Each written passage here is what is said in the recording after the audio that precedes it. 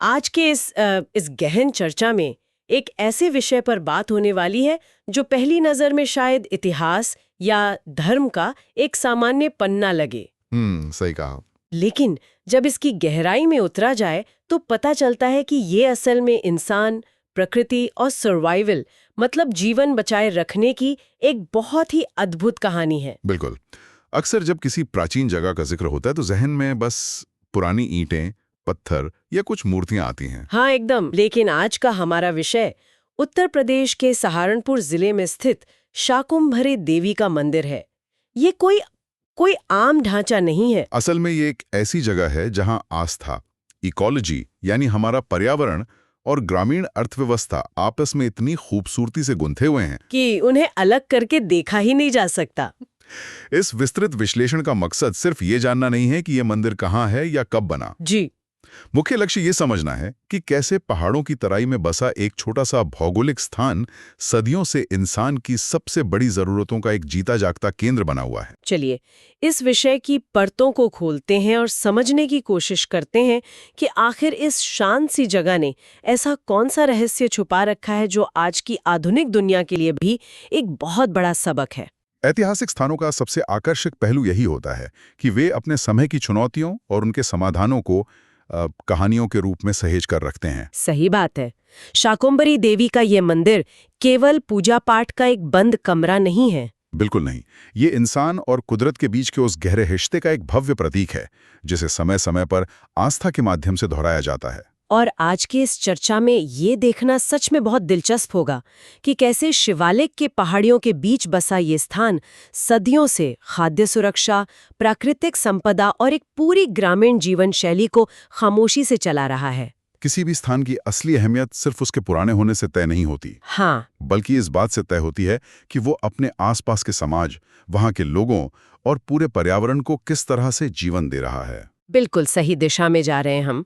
और इस पूरी कहानी को समझने की पहली सीढ़ी है इसकी लोकेशन, मतलब इसका भूगोल। सहारनपुर शहर से लगभग 40 किलोमीटर दूर ये मंदिर स्थित है। लेकिन जो बात इसे सबसे खास बनाती है वो है इसका बैकड्रॉप। ये जगह शिवालिक पर्वतमाला की तराई में एकदम पहाड़ों के बेस पर बसी हुई है। और यहाँ तक पहुँचने के रास्ते भी अपने आप में एक कहानी कहते हैं। बिल्कुल। जो यात्री ट्रेन से सफर करते हैं उनके लिए सहारनपुर रेलवे स्टेशन सबसे करीब है। हाँ, और अगर कोई हवाई जहाज से सफर कर रहा है तो देहरादून का जॉली ग्रांट एयरपोर्ट सबसे नजदीकी विकल्प है। वहां से बस या टैक्सी लेकर सड़क मार्ग से आसानी से मंदिर तक पहुंचा जा सकता है। लेकिन जरा उस कॉन्ट्रास्ट के बारे में विचार किया जाए। रेलवे स्टेशन की वो भारी भीड़, अनाउंसमेंट की आवाजें, या एयरपोर्ट की वो भागदौड़। जी, और फिर वहां से निकलकर 40 किलोमीटर का वो सफर जो धीरे धीरे शहर के शोर को पीछे छोड़ते हुए शिवालिक की शांत, ठंडी और हरी भरी वादियों में प्रवेश करता है। ये सिर्फ एक सफर नहीं है बल्कि एक पूरी दुनिया के बदलने जैसा एहसास है। यहाँ जो बात सबसे अधिक दिलचस्प है वो है तीर्थयात्राओं के पीछे छिपा हुआ मनोविज्ञान। मनोविज्ञान मतलब आप मानसिक स्थिति की बात कर रहे हैं? बिल्कुल। अक्सर ये पैटर्न देखने को मिलता है कि सबसे प्रभावशाली और ऊर्जावान स्थान भीड़-भाड़ वाले शहरी इलाकों के बीचों बीच नहीं, बल्कि प्रकृति की गोद में थोड़ी दुर्गम जगहों पर होते हैं। हाँ, ये तो है। शिवालिक की तराई में इस मंदिर का होना महज एक इत्तेफाक नहीं लगता। पहाड़ हमेशा से ही एकांत, ठहराव और एक ऊंचे स्तर की चेतना के प्रतीक माने गए हैं। जब कोई भी इंसान शहर की उस आपादापी से निकलकर इन 40 किलोमीटर की दूरी को तय करता है तो वो केवल सड़क पर सफर नहीं कर रहा होता। एकदम सही, वो दिमागी तौर पर अपनी रोजमर्रा की चिंताओं, तनाव या ऑफिस के स्ट्रेस से दूर जा रहा होता है। पहाड़ियों का वो शांत परिवेश, पेड़ों से छन कर आती हवा और वो प्राकृतिक एकांत दिमाग को उस गहराई तक ले जाने का काम करते हैं जो किसी भी बड़े आध्यात्मिक अनुभव के लिए सबसे पहली शर्त है। ये एक तरह का मेंटल डिटॉक्स है। और ये मेंटल डिटॉक्स गाड़ी से उतरते ही खत्म नहीं होता। असल इम्तिहान तो उसके बाद शुरू होता है। सीढ़ियों की बात कर रही हैं आप? हाँ, मंदिर के मुख्य हिस्से तक पहुंचने के लिए काफी सीढ़ियां चढ़नी पड़ती हैं। आजकल हम लोग सामान्यतः शहरों में लोग ट्रेडमिल पे पसीना बहाते हैं और सोचते हैं कि बहुत मेहनत कर ली। लेकिन उन प्राचीन सीढ़ियों को चढ़ना असल में शरीर और अहंकार दोनों का एक साथ टेस्ट ले लेता है। बिल्कुल। शिवालिक की पहाड़ियों से घिरे उस प्राचीन परिसर तक पहुंचने के लिए जब कोई अपने शारीरिक बल का प्रयोग करता है तो सीढ़ियों की हर एक चढ़ाई के साथ ऐसा लगता है मानो कोई अदृश्य बोझ हल्का हो रहा हो। सांसें तेज हो जाती हैं, माथे पे पसीना आता है, लेकिन उसी पसीने के साथ मन की सारी उलझनें भी जैसे पीछे छूटती जाती हैं। यह बहुत ही सटीक उदाहरण है। सीढ़ियां चढ़ने का ये जो शारीरिक प्रयास है, ये कोई आर्किटेक्चर की मजबूरी नहीं थी। नहीं, इसे जानबूझकर एक आध्यात्मिक तैयारी के रूप में डिजाइन किया गया है। जब शरीर थकता है, जब पैरों में दर्द होता है, तो इंसान का वो जो मैं होता है, उसका अहंकार, हाँ, वो कमजोर पड़ने लगता है।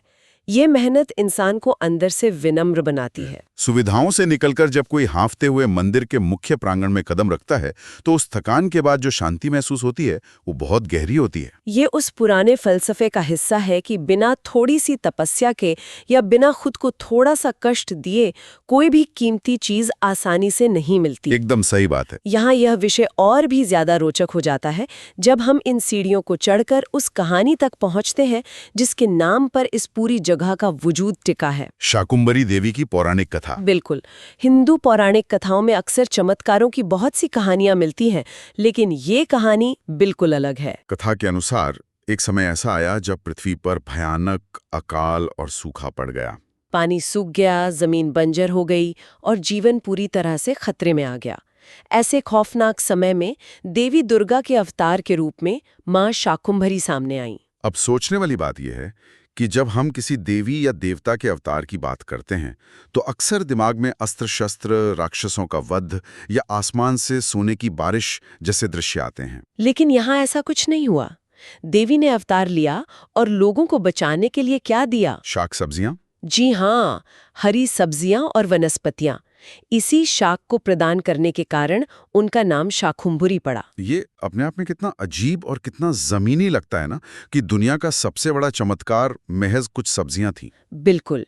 अगर हम इसे व्यापक परिप्रेक्ष्य से जोड़कर देखें तो ये कथा एक बहुत ही शक्तिशाली इकोलॉजिकल मैसेज दे रही है। ये महज एक चमत्कार की कहानी नहीं है, ये प्राचीन काल की फूड सिक्योरिटी यानी खाद्य सुरक्षा का सबसे बड़ा रूपक है। आज के समय में अगर कोई ग्लोबल सप्लाई चेन टूट जाए या सूखा पड़ जाए तो पूरी दुनिया की अर्थव्यवस्था हिल जाती है। पुराने जमाने में जब अकाल पड़ता था तो वो सिर्फ बारिश का ना आना नहीं होता था, वो पूरी की पूरी सभ्यताओं के खत्म होने का अलार्म होता था। बिल्कुल।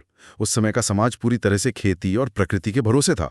ऐसे में देवी का सामने आना और भोजन के रूप में शाक सब्जियों का वरदान देना ये बताता है कि असली जीवन रक्षक कोई जादुई हथियार नहीं बल्कि हमारी जमीन से उगने वाला अन्न है। शाकुंभरी नाम भी उस जीवन देने वाली शक्ति का सम्मान है जो एक सूखे बीज को अंकुरित कर देती है। ये कहानी हमें याद दिलाती है कि प्रकृति का हरा भरा होना ही सबसे बड़ा दैवीय आशीर्वाद है। ये बात सच में सोचने पर मजबूर कर देती है कि जिस चीज को आज सुपरमार्केट में देखकर बहुत ही आम मान लिया जाता है, एक साधारण सी सब्जी या एक फल, हाँ, वो असल में कितना बड़ा चमत्कार है। इसी वैचारिक गहराई से आगे बढ़ें तो एक और बहुत बड़ा पहलू सामने आता है। ये जगह महज एक लोक कथा तक सीमित नहीं है। जी, इसे 51 शक्तिपीठों में से एक माना गया है। मान्यता ये है कि ये वही पवित्र स्थल है जहां देवी सती के शरीर के अंश गिरे थे। अब एक तरफ तो अकाल और सब्जियों वाली जमीनी कहानी है और दूसरी तरफ शक्तिपीठ का ये बहुत ही विशाल और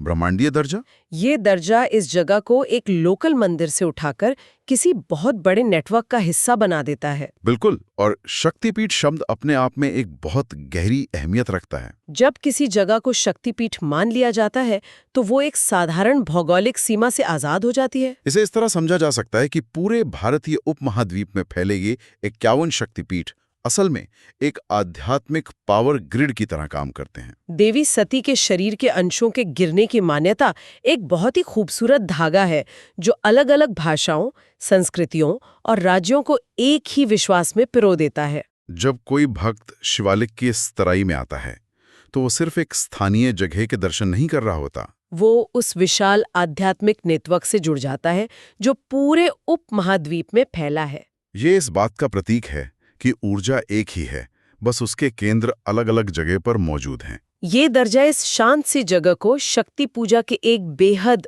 प्रभावशाली और जीवंत केंद्र में बदल देता है। और इस ऊर्जा के नेटवर्क का असर सिर्फ बातों में नहीं बल्कि मंदिर के पूरे स्ट्रक्चर में, उसके वास्तुकला में साफ दिखाई देता है। ये कोई अकेला कमरा नहीं है जहां सिर्फ एक मूर्ति रखी हो।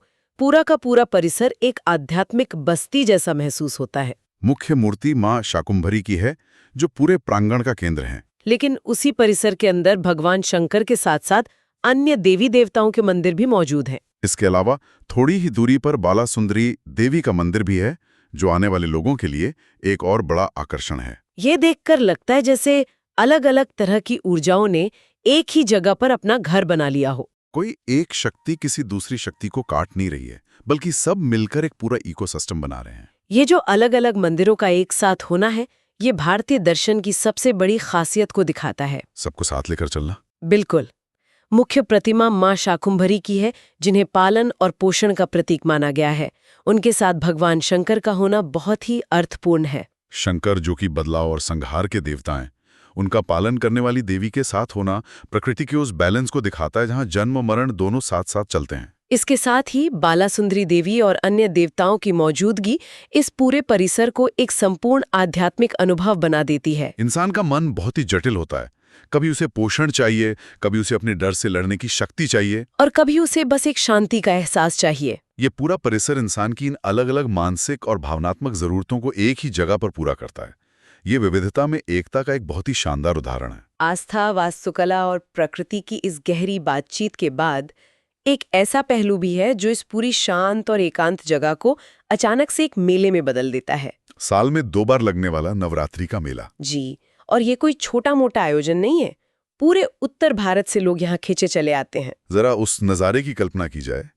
एक तरफ शिवालिक के वो शांत हरे भरे पहाड़ जो हमेशा से मौन खड़े हैं, और दूसरी तरफ हजारों लाखों लोगों की वो ऊर्जा, वो शोर, वो रंग बिरंगा माहौल। एक ही समय में एक ही जगह पर इतने सारे लोगों का इकट्ठा होना इस जगह की वाइब को पूरी तरह से बदल के रख देता है। ये एक बेहद महत्वपूर्ण प्रश्न खड़ा करता है कि जब धर्म और समाज एक साथ आते हैं तो उसका जमीनी असर क्या होता है। नवरात्रि के मौके पर जब इतनी बड़ी संख्या में लोग जुटते हैं तो ये सिर्फ एक धार्मिक आयोजन नहीं रह जाता। ये एक बहुत बड़ा सांस्कृतिक और आर्थिक इवेंट बन जाता है। यहाँ आस्था सिर्फ मंत्रों तक सीमित नहीं रहती, बल्कि वो लोक कला और भक्ति संगीत के जरिए बाहर आती है। अलग अलग इलाकों से आए लोग अपनी अपनी बोलियों में अपने अपने वाद्य यंत्रों के साथ गाते बजाते हैं। ये एक ऐसा मंच बन जाता है जहाँ पीढ़ियों पुरानी कला और परंपराएं आपस में मिलती हैं। यहाँ कोई किसी से अलग नहीं होता, बल्कि एक साझा सांस्कृतिक उत्सव जन्म लेता है जो समाज को जोड़े रखने का काम करता है। और इस सांस्कृतिक उत्सव के बीच जो सबसे खूबसूरत चीज जन्म लेती है वो है ग्रामीण व्यापार। जहाँ लोग होंगे वहाँ जरूरतें होंगी, और जहाँ जरूरतें होंगी वहाँ अर्थव्यवस्था अपने आप पनपने लगेगी। इस एक मेले से आसपास के कितने गांव के घरों का चूल्हा जलता होगा। लोकल कारीगर जो हाथ से चीजें बनाते हैं, जो प्रसाद की दुकानें लगाते हैं, जो दूर दराज से फूल लेके आते हैं, या जो छोटी मोटी हस्तशिल्प की चीजें बेचते हैं, इन सब के लिए ये मेला सिर्फ आस्था का नहीं बल्कि रोजी रोटी का सबसे बड़ा जरिया है। ये एक परफेक्ट साइकिल है। धर्म लोगों को बुलाता है और लोग अपने साथ उस ग्रामीण अर्थव्यवस्था को एक नई जान दे जाते हैं। एकदम सही। तीर्थ स्थानों का इतिहास उठाकर देखें तो वे हमेशा से ही धन के विकेंद्रीकरण यानी वेल्थ डिस्ट्रीब्यूशन के सबसे बड़े और प्राकृतिक केंद्र रहे हैं। जब कोई व्यक्ति शहर से दूर इस तराई में आता है तो वो अपने साथ जो कुछ भी खर्च करता है वो सीधे उस ग्रामीण अर्थव्यवस्था की नसों में जाता है। यहाँ अकाल वाली वो पुरानी कथा एकदम सच साबित होती नजर आती है। देवी ने तब भी शाक सब्जियों से जीवन बचाया था, और आज भी ये मंदिर अपनी इस ग्रामीण अर्थव्यवस्था के जरिए हजारों परिवारों का पेट पाल रहा है। रूप बदल गया है, समय बदल गया है, लेकिन लोगों को पालने और उन्हें जीवन देने का वो जो मूल स्वभाव है वो आज भी इस व्यापार और रोजगार के रूप में एकदम जिंदा है। तो इस सब का वास्तविक अर्थ क्या है? इन तमाम बातों, जगहों और कहानियों पर इतनी गहराई से विचार करने के बाद जो तस्वीर बनती है वो बहुत ही साफ और प्रेरणा देने वाली है। शाकुंभरी देवी मंदिर सिर्फ ईंटों से बनी कोई पुरानी इमारत नहीं है। ये सहारनपुर की उन पहाड़ियों के बीच लिखा गया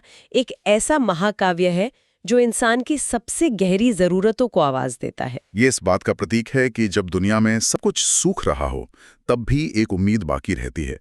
यह पहाड़ों की उस प्राकृतिक सुंदरता, सीढ़ियां चढ़ने वाली उस शारीरिक मेहनत और शक्तिपीठ के रूप में पूरे देश को एक धागे में पिरोने वाली उस ऊर्जा का केंद्र है। और सबसे बढ़कर ये लोक कला संगीत और ग्रामीण व्यापार का एक ऐसा सेलिब्रेशन है जहां भगवान और इंसान दोनों एक दूसरे की जरूरतों को पूरा करते नजर आते हैं। आज के इस तेज रफ्तार और आधुनिक दौर में जब हर तरफ ग्लोबल वार्मिंग, जलवायु परिवर्तन और खाद्य संकट जैसी भारी भरकम चुनौतियां हैं, तब ऐसी प्राचीन जगहों की अहमियत और भी ज्यादा महसूस होती है। अकाल के समय जब प्रकृति ने खुद एक तारणहार का रूप लिया था, यह मान्यता हमें ये सोचने पर मजबूर करती है कि हमारा पूरा वजूद सिर्फ और सिर्फ इस धरती के पारिस्थितिकी तंत्र पर टिका है। असली तरक्की या असली अमीरी कोई बैंक बैलेंस नहीं है, बल्कि उस प्रकृति का सम्मान करना है जो हमें जिंदा रखती है। जो चीज पुराने समय में एक दैवीय चमत्कार मानी गई, वो आज के संदर्भ में एक सीधा सा संदेश है कि प्रकृति का संतुलन ही हमारा इकलौता रक्षा कवच है। यह मंदिर उस विनम्रता को सिखाता है कि इंसान इस कुदरत का मालिक नहीं है, बल्कि इसके एक बहुत छोटे से हिस्से के समान है। और इस पूरी चर्चा के बाद एक ऐसा विचार मन में रह जाता है जो शायद काफी समय तक गहरे चिंतन का विषय बना रहे। अगर सदियों पहले जब कोई मशीन या तकनीक नहीं थी, तब अकाल और मौत के मुहाने पर खड़ी इंसानी सभ्यता को बचाने वाला सबसे बड़ा चमत्कार महज कुछ शाक सब्जियां और प्रकृति का रूप ही था, तो आज जब तकनीकी तरक्की के बावजूद जलवायु परिवर्तन एक बड़ी सच्चाई बन चुका है, तब अपने आसपास के जंगलों, नदियों और खेतों को किस नजर से देखा जाना चाहिए? क्या खेतों में उगने वाला वो एक छोटा सा दाना या आसमान से गिरने वाली बारिश की एक बूंद आज भी इस ब्रह्मांड की किसी सबसे बड़े चमत्कार से कम है? शायद अब वक्त आ गया है कि रोजमर्रा की जिंदगी को मुमकिन बनाने वाले प्रकृति के इन शांत चमत्कारों को फिर से पहचानना शुरू किया जाए।